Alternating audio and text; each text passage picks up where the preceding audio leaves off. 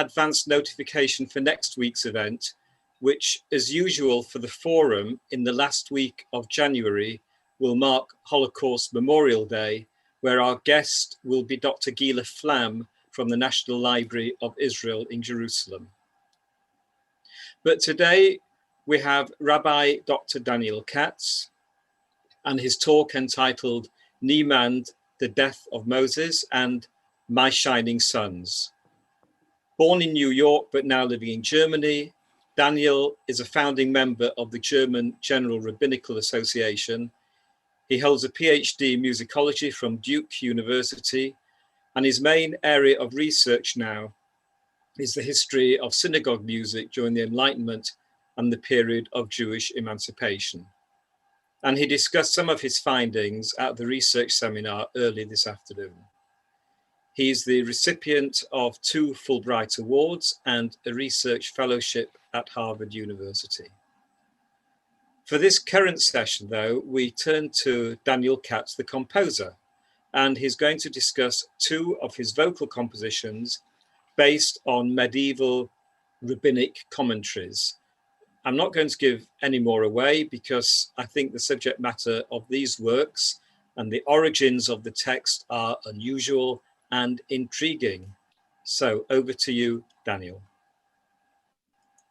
Okay, thank you. Welcome, everyone.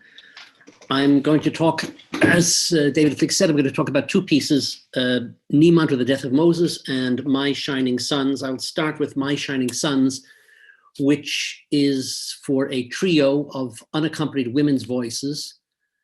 And we begin, let's see, I'm going to try to share 2 things. I don't think I can share 2, let's see.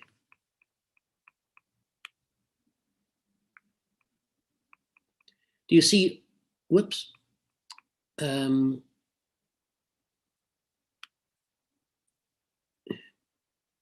you see a text? Yes. Okay, so let's just start with the text. What I'm going to do is play the piece. I'm going to talk about it and play it again. But since they're songs, they're based on texts. They told a story about Rabbi Meir. Now, Rabbi Meir was a famous rabbi who lived 1800 years ago in the 2nd century. When he was sitting and teaching in the Beit Midrash, in the study hall, in the synagogue, the house of study, on a Saturday afternoon. So it is Shabbat, it is the Sabbath, and it's the afternoon. And his 2 sons died. What did their mother do? Their mother, whose name was Bruria, and she was considered to be the most learned woman of her time. She was intellectually and in terms of her education, she was absolutely the equivalent of a rabbi. She laid them, as well her dead sons, she laid them on the bed and laid a sheet over them. In the evening, Rabbi Meir came home from the Beit Midrash. He asked her, "Where are the children?" She told him they went to the Beit Midrash, where he just came from. He said, "I looked for them there, but I could not find them." She gave him the cup for Havdalah. Havdalah is a ceremony that separates the end of Shabbat on Saturday evening with the beginning of the new week. A Jewish week begins on Saturday evening, and the cup is the wine cup. So he made Havdalah, he said the blessings to end the Sabbath. And he said, "Where are my sons?"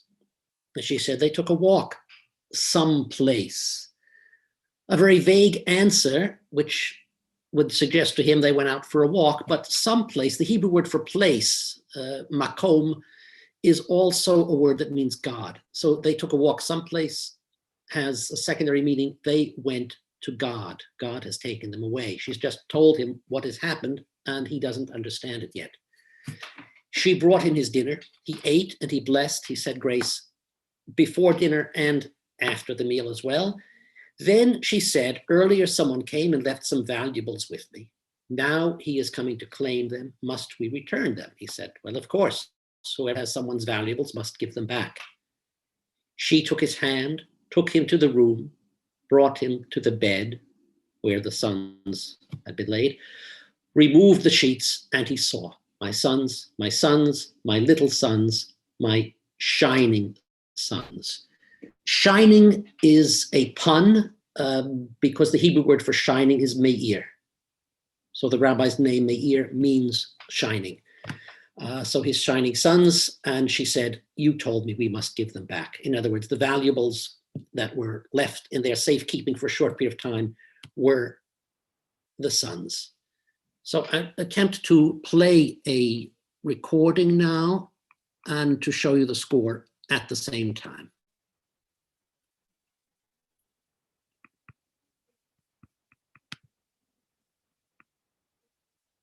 Let me know if you can not hear or if you cannot see. You should be hearing music and seeing the score. I'll start at the beginning.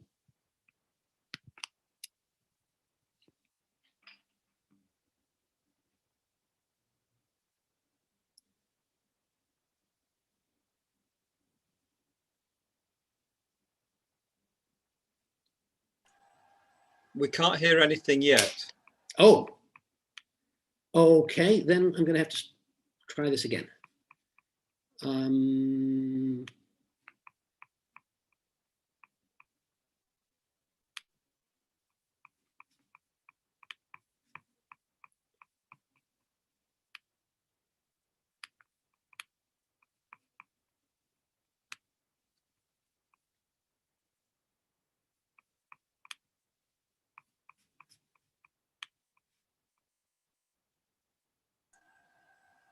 Are you hearing and seeing? Still no audio.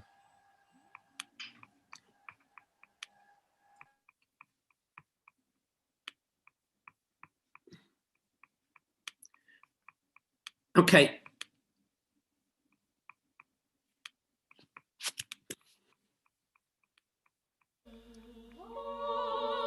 I see the problem. It should be solved now. Let me know.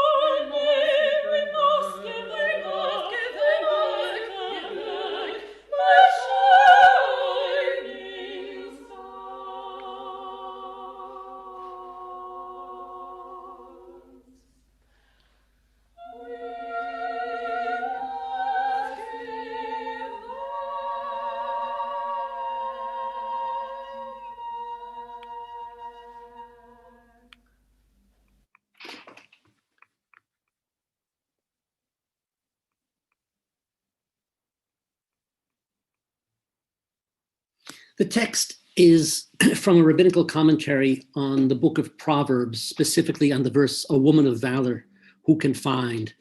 So Bruria, the wife of Rabbi Meir, is given, and this story in particular is given there as an example of such a woman.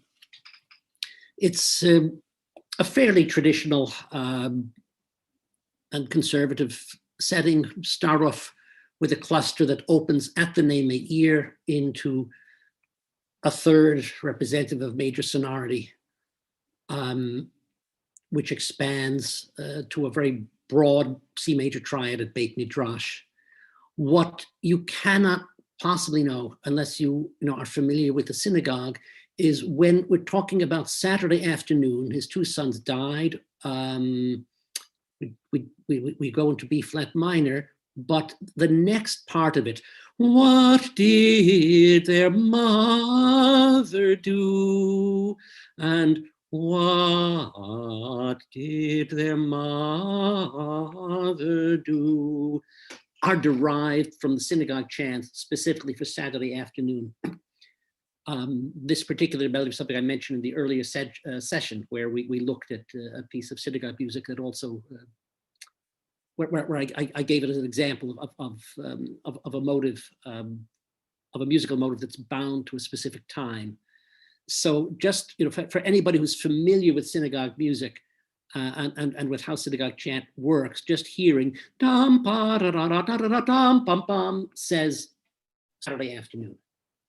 This is really the only traditional motive in the whole piece.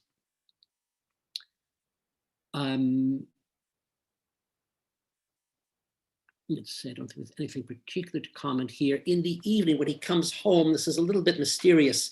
In the evening, Rabbi Meir came home from the Beit Midrash, as if the Beit Midrash is something, a little bit out of the ordinary. There's something eerie going on. A very straightforward question. Più mosso, asked her, where are the children? Where? But then a repetition here of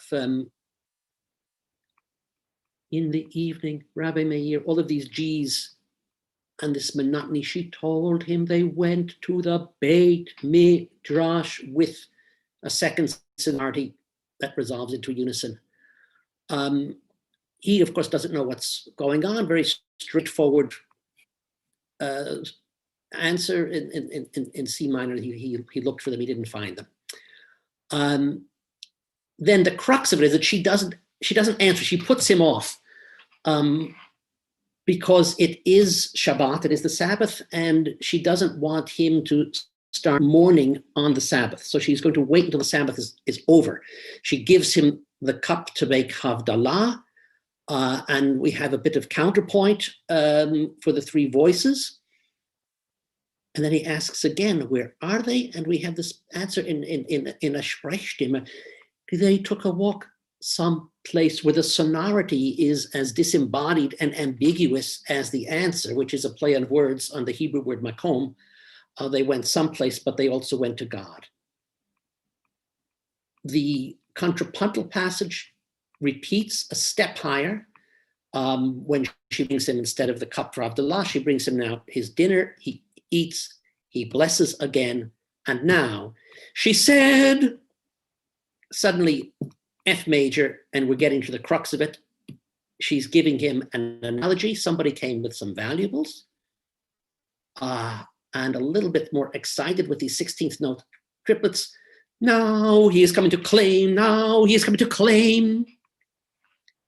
What to do? It seems like a crazy, straightforward question. Given that Bruria is such a learned woman, why would she even be asking such a simple question? And so we get a response ending in a unison, must give them back, taking all three voices down to a low A. Recapitulation of the beginning. They told a story, she took his hand, slowly rising to a B flat, a B natural, as she takes him to the bed, removes the sheets, jumping to an E, F sharp, G sharp. He saw, A, and finally he's wailing, my sons, my shining sons, going up to a high B flat. And the motive, again with this upward drive, and then the repetition. We must give them back. We must, which then is doubled in speed. We must give them back. We must give them back. We must repeat it in all of the voices, leading up to the unison ending with the D flat in advance. So we're ending in B flat minor. Any questions on this so far? If not, I will just play the piece again from the start.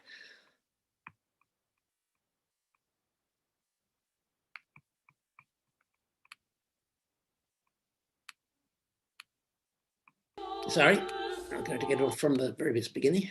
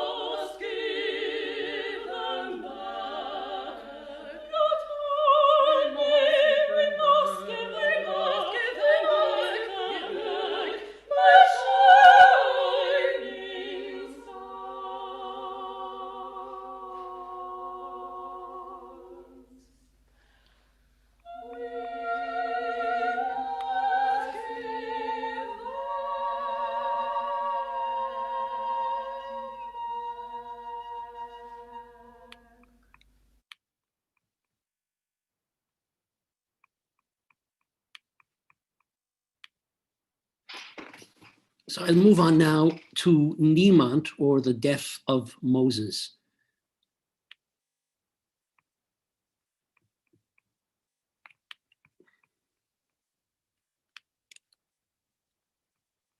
Let's see, maybe I can share all of these things at once.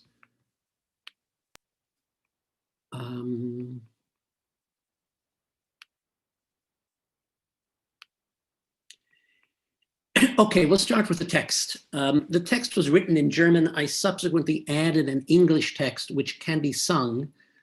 So in the score, you'll see that there's an English and a German text underlaid. I don't think this is exactly the English, but the performance that we will hear in the performance, I'm singing the German text.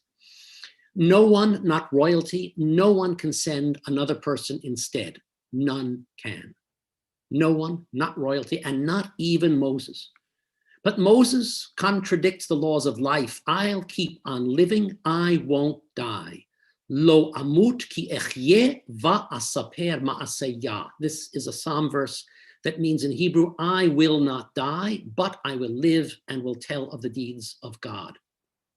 God spoke, though Abraham was great, he died. And Isaac, though Isaac was great, he laid his neck upon the altar's ground. Was he so great that he could know the day his death was destined? And so, Moses, don't argue more with me. Jacob wrestled with angels when the time arrived, then he died. Moshe. Moshe is the Hebrew name for Moses. And you, Moses, came to me there. You met me face to face, Moses, but nevertheless, get yourself prepared. Your eyes will always see, your vision won't grow dark. The others all may perish with a cloudy view, not you. The others will be buried, bound in funeral shrouds. The deadly angel takes them all, while the family's covered up with grieving. This clothing isn't for you. No friends, no neighbors come to your transitioning. I'll come to you with my court alone. We'll build you a coffin from heavenly firmament, for I will bury you, Moses, deep in my valley's shade. It is I've come to carry you, says God to Moses. No one, not royalty, no one can. Let's play it first, and then I'll tell you more about the text.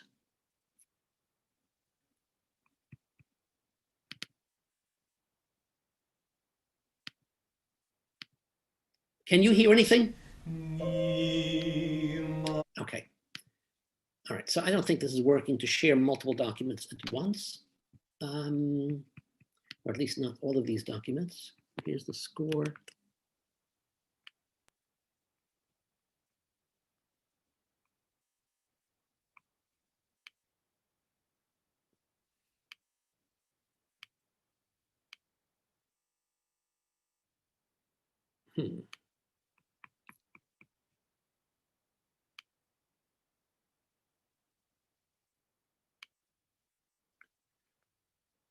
The recording is somewhere on the screen here, but I've lost it. Here it is.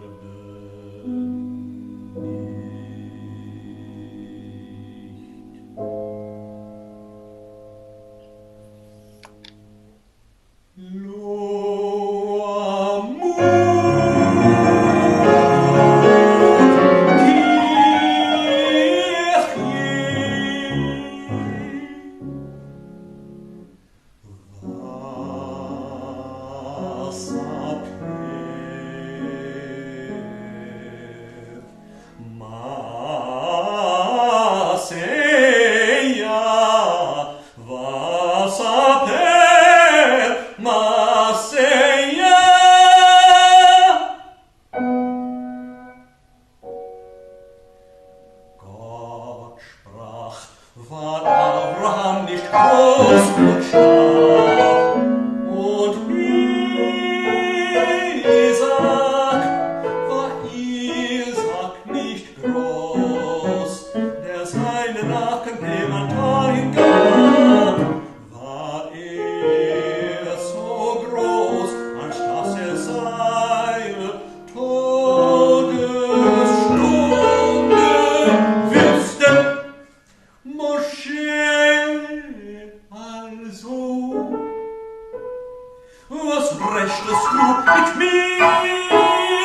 Ja, Ram mit dem Engel, als die Zeitung gekommen war, starb er. Mosche.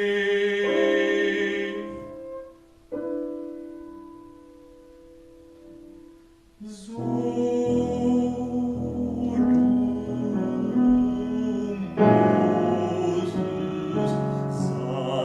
sahst mich von Angesicht zu Angesicht, und dennoch, Mosche, halte dich gefasst.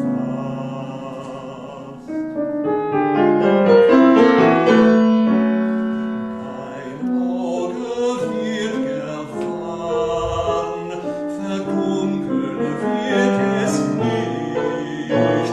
Die Armen mögen sterben mit getrübtem Blick, du nicht. Die Armen mögen Totenkleider tragen, der Todessegen nimmt sie mit, die Verwandten eingehüllt in Trauer.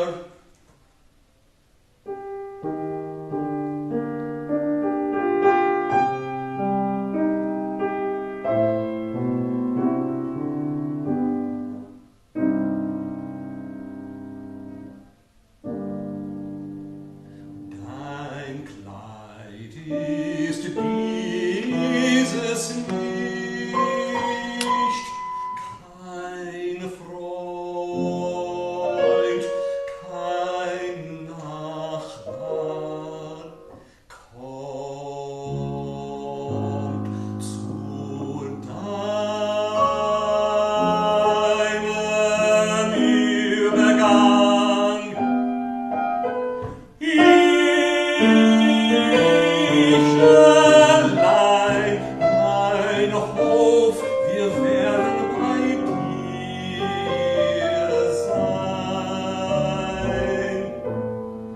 Und deiner Bau wird aus jenes Zelten sein, den ich begrabe dich in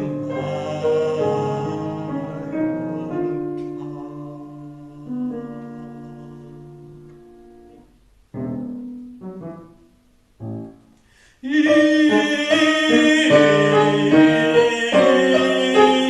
will das sein,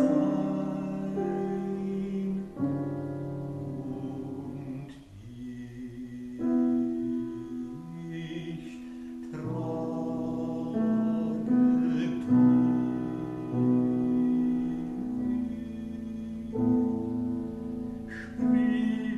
Spricht Gott zu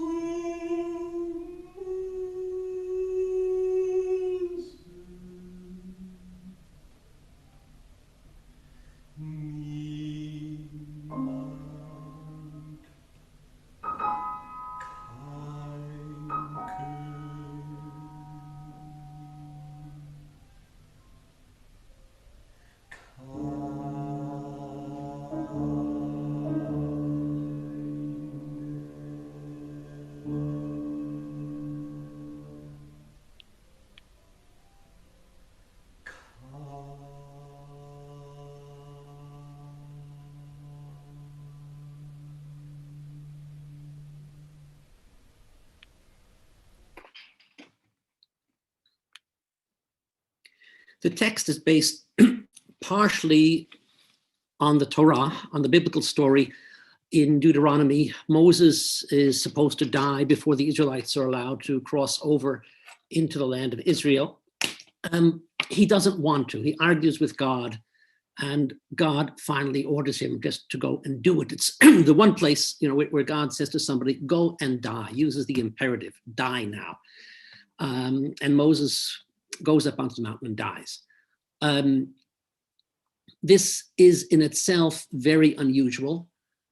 It is important for rabbinical tradition that Moses be alone here, that God takes care of Moses' burial without anybody else around, so that the grave of Moses is not known, so that it cannot become a site of pilgrimage or a site of worship. Moses, after all, is not God. Moses may be a very important person, but the Jewish religion wants to make a very clear distinction between a prophet and the only and unique God. This is one of the major differences between Judaism and Christianity. Rabbinical tradition takes the story that is given in Deuteronomy and carries it much further and develops Moses's arguments to God, how he says to God, well, he says, God says to him, look, everybody dies, Abraham dies, Isaac is dead, Jacob. And some of this text you have in the text of the song.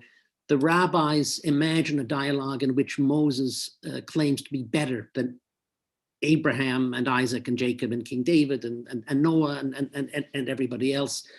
And God shows him that he isn't. The rabbis imagine that Moses says, well, look, if you really want Joshua to take over from me, then let him, but let me live on anyway. And God says, all right, we'll try it out. And he calls Joshua, and Joshua goes and has a meeting with God. And then Moses says to Joshua, so what did he tell you? And Joshua says, well, wait a minute. Did you tell me what God said to you privately? Why should I tell you what he said to me? And Moses, suddenly understands a little bit of why maybe he shouldn't live on. The rabbis imagine that God sends the angel of death to Moses. And instead of submitting to the angel of death, Moses attacks him physically, gets into a fist fight with the angel of death, and Moses wins. So that God finally has to come and deal with Moses himself. The Torah says Moses died through the word of God, but the word that the Torah uses for word is literally the mouth. And so the rabbis understood that God kissed Moses on the mouth and drew out his breath in this way. So this is the background of the story. I added the Hebrew verse because it says, I will not die, I want to live on forever. It's the same sentiment that is expressed in the text. So the text is based on the Torah, but it's also based on a number of rabbinical writings. I was invited to take part in an interreligious program called 3 Times Moses, which meant Moses from a Jewish, Christian, and Islamic perspective. Representatives of all 3 religions were invited to talk about Moses and to perform music about Moses. So that's why I wrote this piece. I got in touch with my favorite German poet, Michaela Victoria Jurecka, who's whom I've known personally for 20 years and whose music I've set on several occasions. And I spoke these midrashim. I basically told her on the phone what this was all about, and she started to put a text together, but time ran out. And 3 weeks before the program, I said to her, look, just send me what you've got, because I have to start working. And she did, and I then fashioned it into the text that I finally used for the song. So I will attempt now to go through the score and to analyze it. I don't know how clear it is upon listening to the piece that this is a 12-tone piece, and it has 3 different tone rows. So here is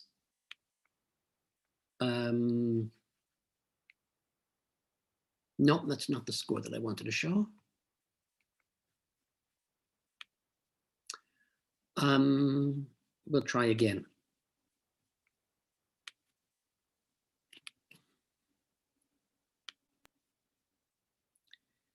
Okay, first of all, I didn't realize it at the time, but this opening, Niemand, reminded me of the opening of a piece by Lewandowski. Lewandowski was one of the most famous synagogue composers of the 19th century. He was a music director of the Jewish community in Berlin. And he set Psalm 103, two verses of Psalm 103. The days of man are short like grass. Enosh is a word that means man. And at the opening, he also uses this, this same motive.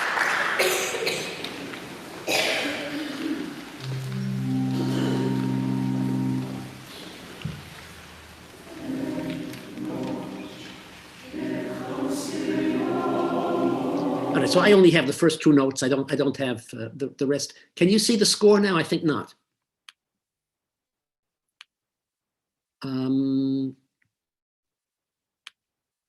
Let's try this.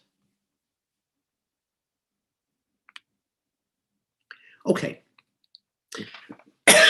No, that's the wrong one. There we are. So I'm going to try to go through this fairly quickly. We start with a number of clusters and with thirds. The first row is derived simply by the order of the 12 notes in which they first appear in the piece.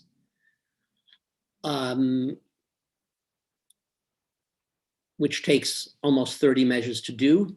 The second row does the same thing, but going backwards from measure 30 towards the beginning of the piece. So both I'm sorry, the third row.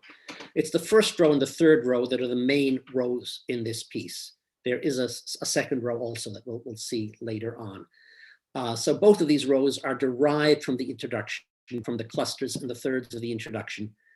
And here's the final note of the notes of the third row. Now here's the analysis. This we've spoken about, these thirds, ta-tam, pa-pam, and the clusters. This is in itself not atonal here, although a lot of iterations of repeated notes. And finally, when we say nobody can avoid death, and not even Moses of all people, this very expansive swing of an octave and a sixth, and not even Moses. And then we get the first tone row, finally, in order. But Moses contradicts the laws of life. I'll keep on, and then we're out of it. But while he's saying, I won't die, I'll keep on living, we have a succession, I think, of 16 G sharps in a row in the voice while the harmony is changing. So G sharp minor, F minor, E, and so forth beneath it. This leads us into the Hebrew psalm verse. The G sharp becomes a dominant of C sharp major, and we have a melody in C sharp major for the Hebrew psalm verse. A very elaborate, very florid melody with a recitative-like cadence into F sharp major. God spoke, and now row 1 is going to be in use for the first part of the basically the first part of God's speech, as he's saying, Abraham was great, but he died anyway, and Isaac, and Isaac was Isaac not great. Transposition of the row to F, who laid his neck down on the altar when Abraham thought he was supposed to sacrifice Isaac. So God says finally, Moses, don't argue more with me. We're ending at a climax here on a high F sharp.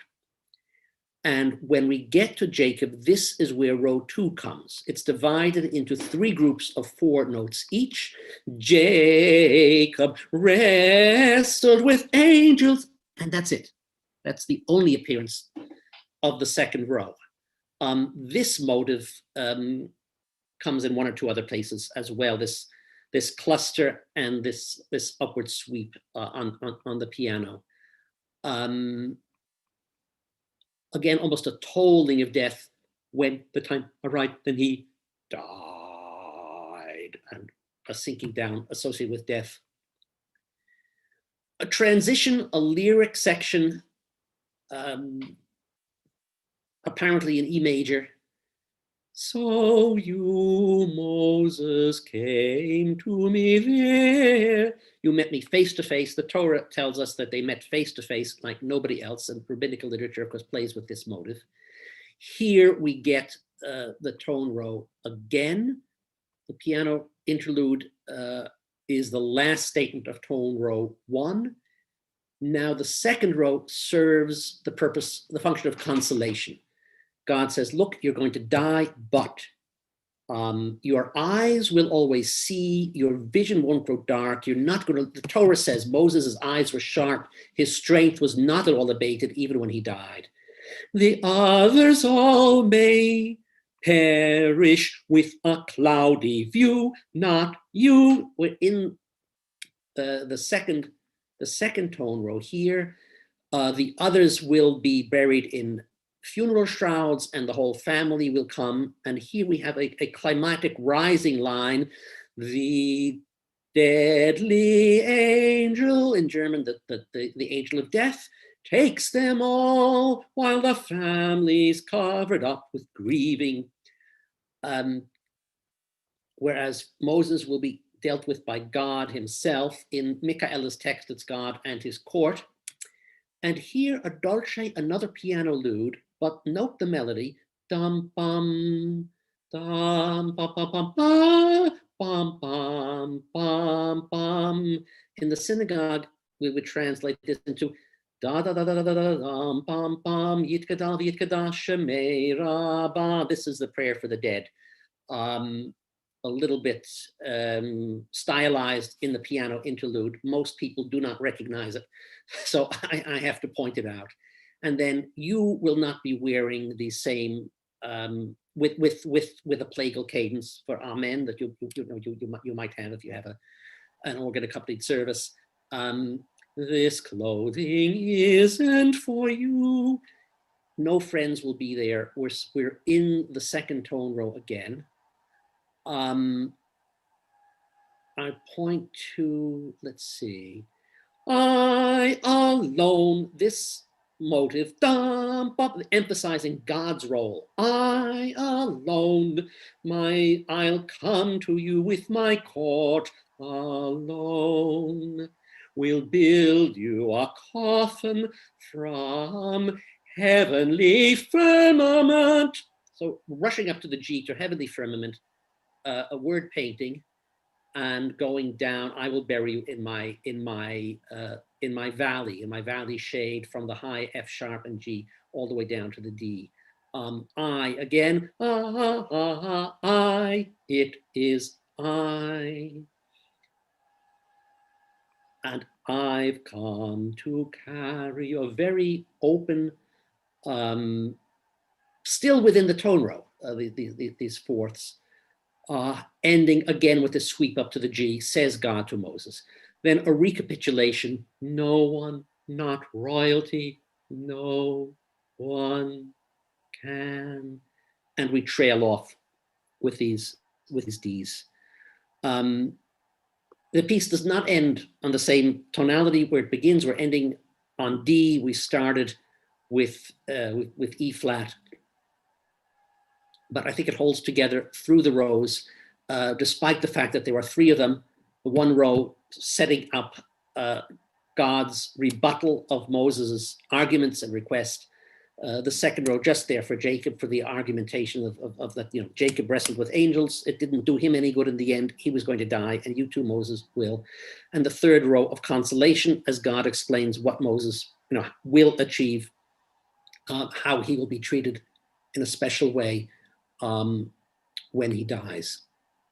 And I think we have enough time just to play the piece one more time through. So I will show you the score that's marked up with the analysis this time. Let me see, that's the derivation of the row. Here is the score, and I think I have to reload the tape. So I will try to do that.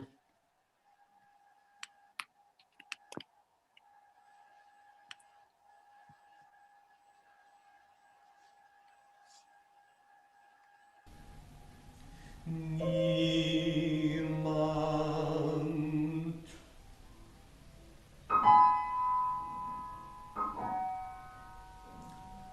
ein König,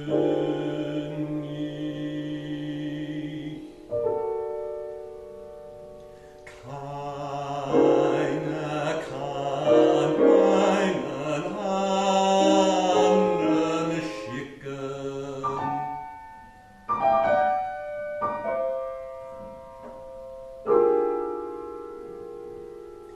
An seiner Stadt kein Mensch, niemand,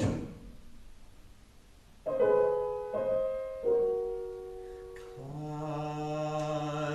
König,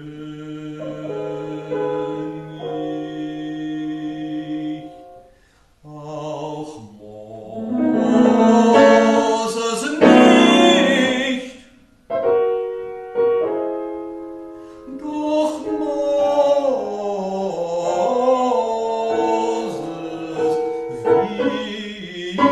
widerspricht, ich werde leben, sterben nicht. Ich werde leben, ich werde leben,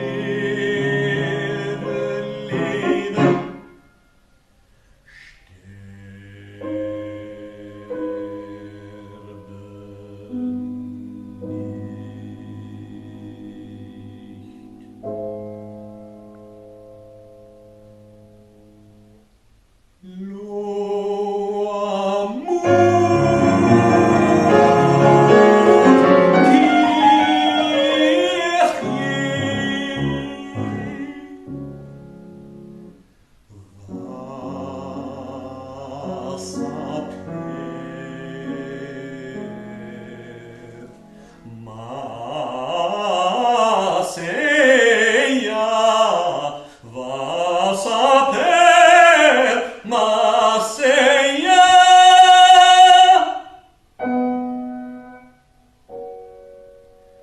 Gott sprach, war Abraham nicht groß und stark, und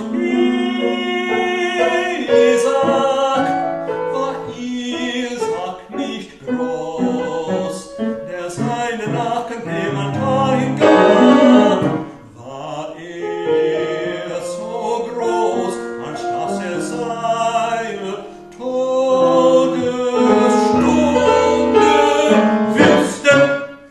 Mosche also, was rechtest du mit mir? Ja, Ram mit dem Engel, als die Zeitung gekommen war, starb er. Mosche.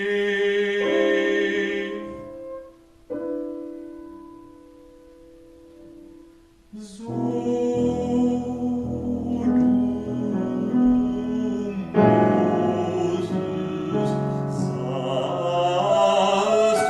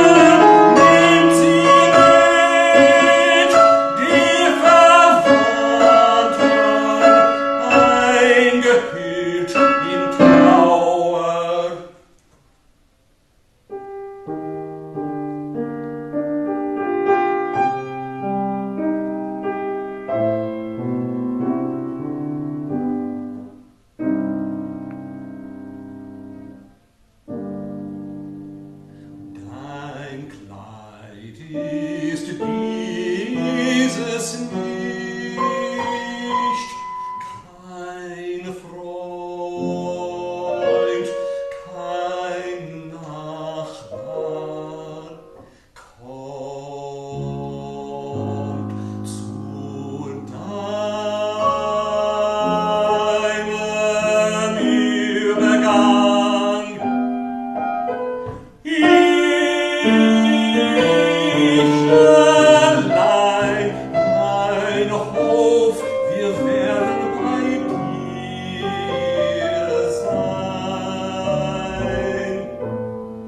Und deiner Bau wird aus jenes Zelten sein, den ich begrabe dich in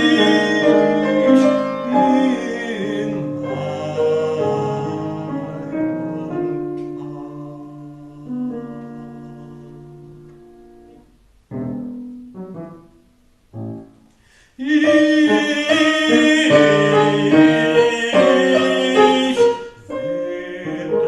das sein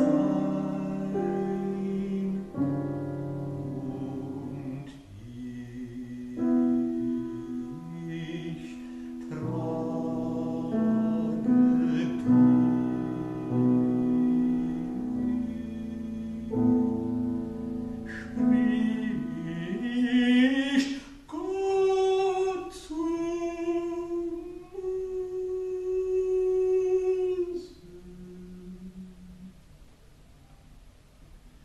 Niemand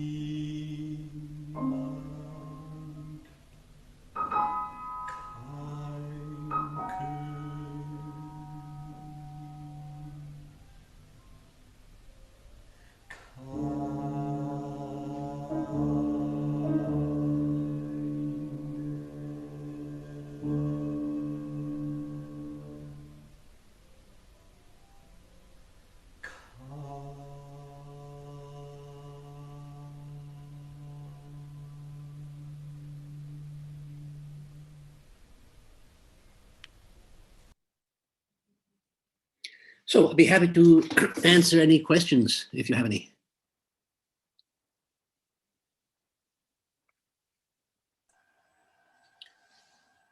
Daniel, can I go first, please? Sure. Thank you for that. Absolutely fascinating with regard to both pieces. I'm interested about the relationship between your devised tone rows and the atmosphere that you wanted to create within the piece. So you've got the three tone rows, and obviously you wanted to create three of them so that you would be able to structure the whole piece. But what is the relationship between the sort of atmosphere that you wanted to create, the sound world, if you like, within the piece, and the tone rows? How did you go about it?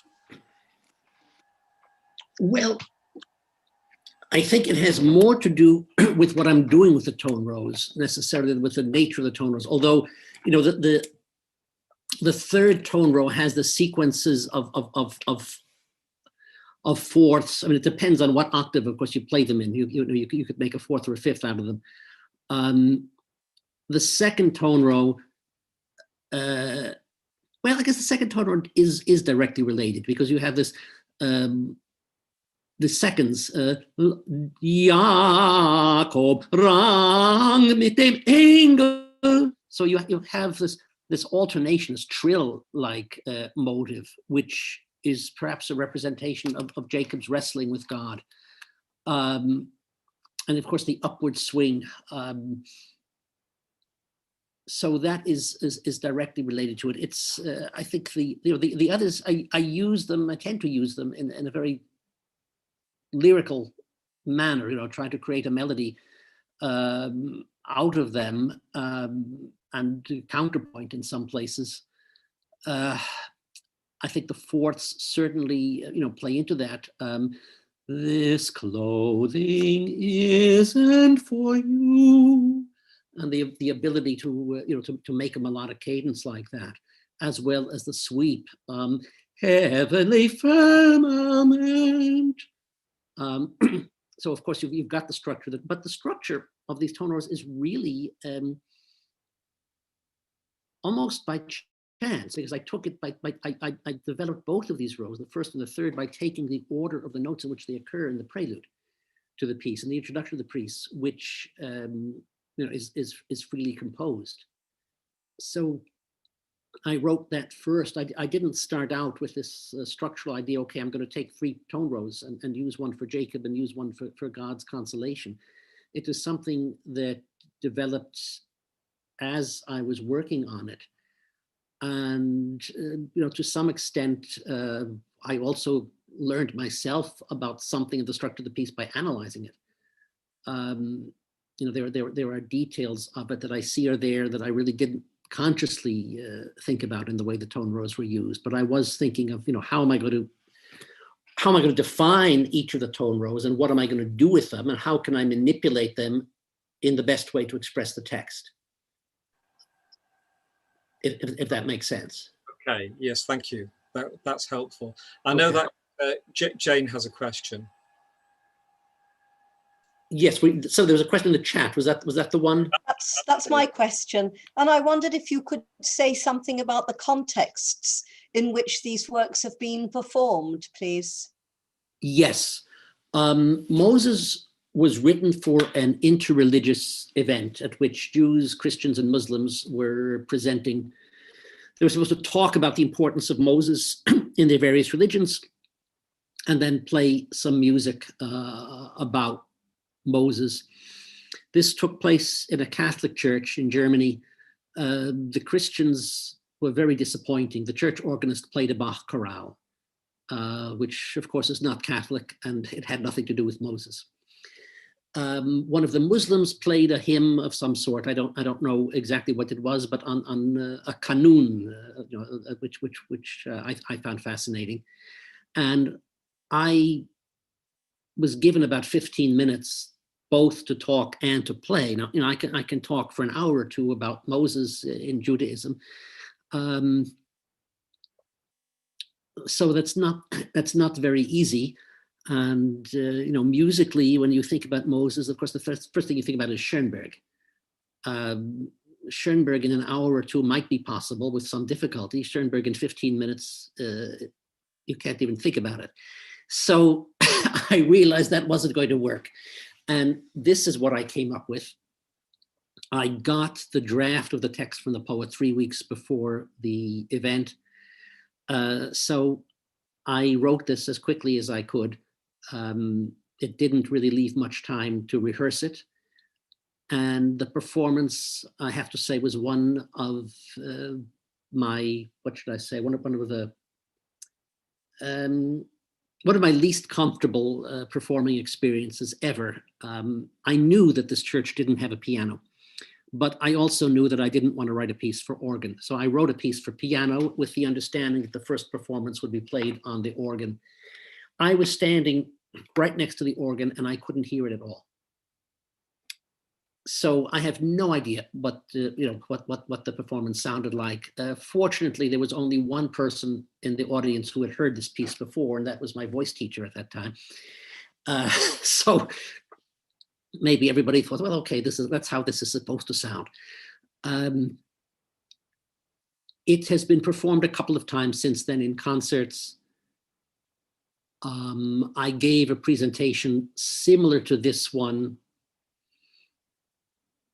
at, I think it was the European Cantors Association convention, which was in Hanover about a year ago.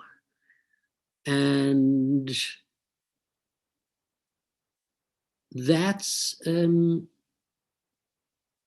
it. There have not been very many performances of the piece.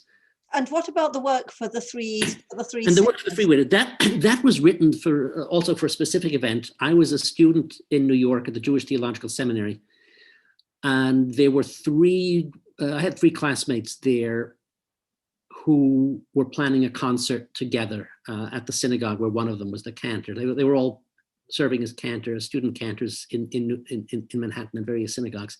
And they were planning a concert. And so I wrote this for them, each voice for one very specific singer. And this has become my most frequently performed piece. It's been performed at a number of concerts, both in New York and in Germany since then. As far as I know, it's been performed only, well, I'd say it was performed once at a cantor's convention outside of New York. But otherwise, in concerts of various sorts. There is a classical music series in Essen in Germany, which devoted half a program to my music once, and they did both of these pieces, and they included my music in a couple of other programs as well. I wrote, in fact, another women's trio for one of their concerts, which was also an experimental, or which is this women's trio is not an experimental piece. The other one, strangely enough, uses the same Hebrew verse that I use in Moses, Lo amut, I will not die. But the main text is a Latin text by Horace, a poem Ex egi monument aere perennius. I have made for myself a memorial that is more lasting than bronze. And he's talking about his own poetry. And he says in the poem, non moriar pars mihi vitebit libitina, I think it goes. I will not completely die. A part of me will avoid death. So I thought of Lo amut and of the Hebrew verse, and I juxtaposed them and tried to do a Latin setting that corresponds somewhat to the lengths of the Latin short and long syllables, and to juxtapose pieces of the Hebrew verse. I think I divided it into 4 parts with pieces of the corresponding Latin verse. So I think of that as an experimental piece, which was performed at this program, and unfortunately there was not a recording of it. So I think that the women's trio has been performed a good half dozen times, maybe more, in various concerts. Thank you very much indeed for that context. I was just thinking about settings of texts in Hebrew with a biblical or liturgical significance, as it were, for secular performance. Mm-hmm. And so Ravel's Kaddish comes Yes. comes to mind. There's a work by Taverner that I sang many, many years ago, but he had set a Hebrew text and he didn't know what it was. It was one of those, I contacted his agent and said, I don't recognize this text. Could you tell me what it is? And it came back, the composer doesn't remember, somebody gave it to him. So that wasn't very helpful. Yeah. And then, of course, there's, as well as the Schoenberg, of course, there's also, there are some other things. Other people will no doubt have ideas of possible contexts. Barbara, you look as though they're on your mind. They are, I guess. I'm thinking of Darius Milhaud. Yes. I wrote my PhD thesis on him. My first book was on Milhaud, and I was very interested in how he set different types of texts. And of course, he had a very strong Jewish faith and set a number of texts relating to, well, liturgical, but also just in other biblical and other sort of contexts. So I'm interested in your thoughts on Milhaud as a composer who reflected his sort of religious views in his writing. Yes, I mean, Milhaud was a wonderful composer and has an extraordinary breadth. It's too bad that he's not better known. And I've done my best. I'm sorry? I said I've done my best and a few other. Yes. And I must say, I don't know him, firsthand myself. I've never had an opportunity, and if you could recommend something, that maybe that would be a good opportunity for me to do some Milhaud. But he wrote a whole service. Yes, that's right. I'll email you some. Okay, thank you. Thank you. There are several, classically oriented settings of the Friday night service. There was a cantor in New York who commissioned about 40 different settings. There are 2 by my composition teacher, Miriam Gideon, and there are, Castelnuovo Tedesco is another Jewish composer who should be mentioned. Somebody mentioned the Chichester Psalms in the chat, and that's a very good idea, setting also. Steve Reich is another. His psalm settings are very sensitive to the text and very, very nice settings. So there are settings, and I think most such settings should be considered as concert pieces today. There are very few synagogues that are capable of putting on a large-scale musical service. I would mention a Canadian composer, Cyril Irving Glick, who was active in Toronto. I think he wrote almost exclusively for the synagogue, but I think his pieces could be sung in concert. So there's certainly, and I'm sure there are plenty of Israeli composers also whom I'm not familiar with, but who have set liturgical or even non-liturgical Hebrew texts that could be performed in concert. The major synagogue service, of course, is Bloch, which uses the mass, the traditional classical mass as a background, and he even puts in dee dee dee dee dee dee as a cantus firmus to show that his connection to classical music, despite setting the Jewish liturgy. I'm very fond of the Canadian composer Brian Cherney, who wrote a marvelous piece called Shekhinah. Shekhinah is the presence, the spirit of God in a very abstract way. And this is a piece, it's a solo for viola. It's an 18-minute solo for viola. And a wonderful undertaking. It's partially a Holocaust memorial, but it's a lot more than that. And it culminates with what he calls a dialogue of the souls, using three different Hebrew terms for soul. And he actually divides the viola staff into 3. So he's got the viola played from 3 staves at once as these souls are entering into a dialogue with each other at the climax of the piece. But I don't know if he's written any choral music.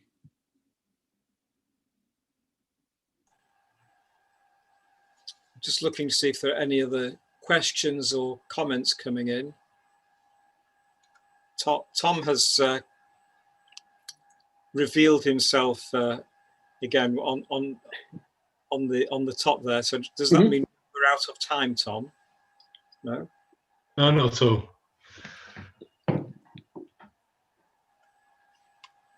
Yes, Barbara. I wondered if all or most of your music is liturgical or influenced by these texts. No, I have a lot of secular pieces as well. My music is almost all vocal. I've written the exception is English country dance melodies. I've written about a dozen original choreographies and original melodies for modern English country dances. But otherwise, mostly it's songs. I've got some duos, trios, these 2 women's trios. One of my early pieces is a Latin setting of Horace for 3 voices, for 2 women's voices, and the male. The male is really a hybrid tenor and bass together. It's a somewhat wide range, I think, for a typical choir.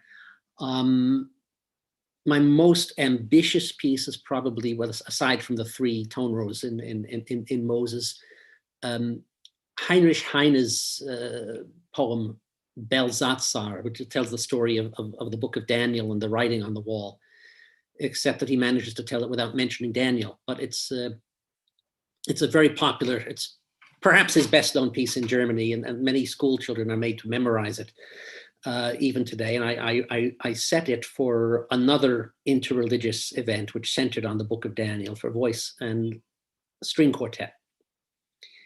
And this, of course, it's a biblical setting, even though Heine was not a religious Jew, and he retells the story. It's his own retelling of it. And there is a tone row in it. I think there is only one tone row. In the program notes, I wrote that the king sometimes in his madness breaks out into a 12-tone row. And the piece is divided into 3 parts. The middle, there's a section in the middle where there's a verse. The king is drinking and becoming haughty, and he makes a sign to a servant who runs off and comes back with a bunch of vessels that were stolen out of the temple in Jerusalem. And they're full of wine, and the king downs one of these glasses of wine all of a sudden. And I took the line, "They were stolen from Jehovah's temple." Das war aus dem Tempel Jehovah's geraubt. And I turned this into a cantorial recitative. Das war aus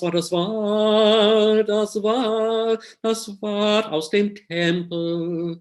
Das war aus dem Tempel, dem Tempel, dem Tempel, Tempel. Something that a cantor might sing on Saturday morning in the synagogue. That's a 3-minute unaccompanied synagogue recitative in the middle of a piece that is partially a 12-tone piece. So I do, make strange juxtapositions like this from time to time, but some of my pieces are completely secular or may have a religious origin without really having religious content. For example, when my niece was born 17 years ago, my sister asked me to write a piece for a ceremony marking her birth. And at that point, we didn't know if it was a boy or a girl, and whether they would be a brit milah, a circumcision for a boy, or just some other sort of ceremony for a girl. She decided to make it easier. She'd plan the girl's ceremony to take place on the same day when a circumcision ceremony would have taken place, so on the 8th day. And she suggested something along the line of Baruch haba, also, blessed is he who comes, benedictus qui venit, which doesn't give me much to work with. And I wound up writing my own text based in part or paraphrasing in part Robert Frost and Shakespeare. And it has no Jewish content whatsoever. I don't think there's any Jewish melody, and the words Baruch haba are incorporated into this. So, but that's the only thing that is Jewish. So in this case, it's more of the context than the piece itself.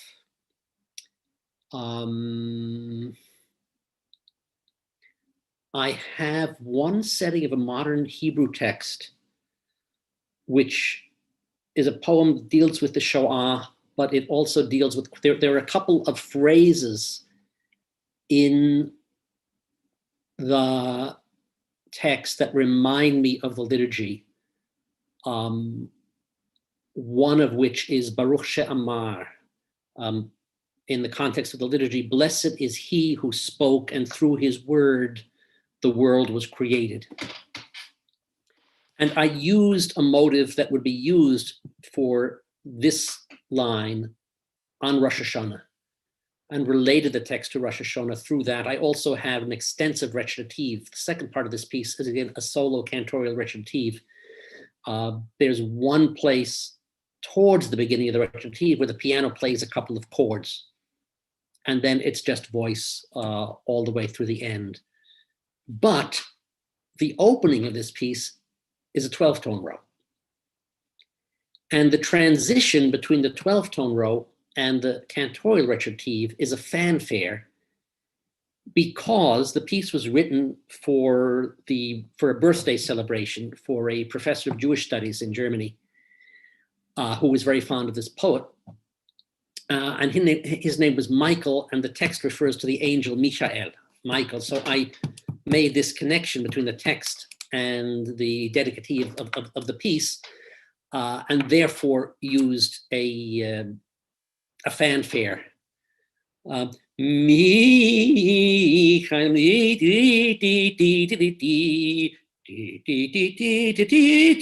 Something like that. So it's really, there are three very different musical styles going on. There's this 12-tone opening, this fanfare, and then a cantorial recitative, almost entirely without a piano accompaniment later on. So that has some Jewish content. I have a couple of psalm settings. Well, I have 3 psalm settings. I don't really like working with psalms because I find the texts, they're beautifully balanced line for line, but from beginning to end, I sometimes just don't see a structure there. And I don't quite understand where I'm heading with the psalm setting. So I have one of my earliest pieces was a male duo of Psalm 27, which is sung in the season of the high holidays. So I have a motive there from Rosh Hashanah. The motive that we mentioned, well, I don't know if any of you were there in the earlier talk, but I have a quotation from that at a key place in the text there.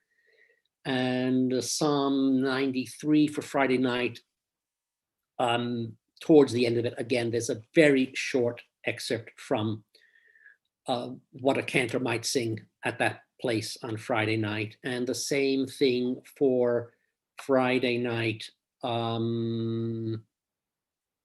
with Psalm 98, where again, I have a short intonation that the cantor might sing. But other than that, these pieces don't have any Jewish content. The Psalm 93 is what Miriam Gideon, my composition teacher, called a schizophrenic piece, because it's also it opens as a neo-modal piece. Adonai malach geut lavesh Adonai oz hitazah da da da da dam. And it doesn't go into a tone row, but there are a couple of measures. It talks about how the waters are rising. The waters are rising, and it's a repetition of the text in the psalm. It is a somewhat dramatic image, and I get very chromatic all of a sudden. But I have other passages that are neoclassical. So it's another part, piece with 3 very different compositional styles, which I think are appropriate for the text that they're setting, and which are coherent in the way that they are built into the structure of the piece. So I'm mostly concerned with text interpretation when I'm setting something, and will use whatever seems to be appropriate at the moment. So the text that I set for my sister's child begins with something taken over from the 14th century madrigal. Not that the tonal language is from the madrigal, but the style of a long melisma for 2 voices on the opening word, which I then use again as a recapitulation, so as a framing motive. So that song is very basically based in the 14th century, yet I also have in one place a Baroque fanfare, and I have a 12-tone row, but not throughout the entire piece. And as you saw, with Moses, when I deal with a tone, with a 12-tone row, it can come and go. It can be as melodic, as lyrical as it is, atonal, or maybe it's not necessarily atonal, and it can certainly mix with other more traditional styles. Thank you for that really interesting overview of your work. Thank you. Back to the chair, David. I'm looking for any other questions, but there don't seem to be any more coming in. There's one more question. There's something in the chat. Let's see if it was just someone who was having. Oh, Annika is saying she's got technical problems. Okay. So I think we can wrap up at this point. Okay. And Daniel, many thanks, not just for this fascinating research forum, but also your postgraduate seminar earlier in the afternoon, which was absolutely terrific. I know I'd heard some of it before, but but nonetheless, it was wonderful. I think Jane's hand has come up. Jane, do you want to? No. Oh, she's calling me. Okay. So many thanks indeed, Daniel, for everything today, and we can show our appreciation through the usual virtual hand clapping. Okay, well, thank you very much. I enjoyed being here and enjoyed both of the sessions. Thank you very much.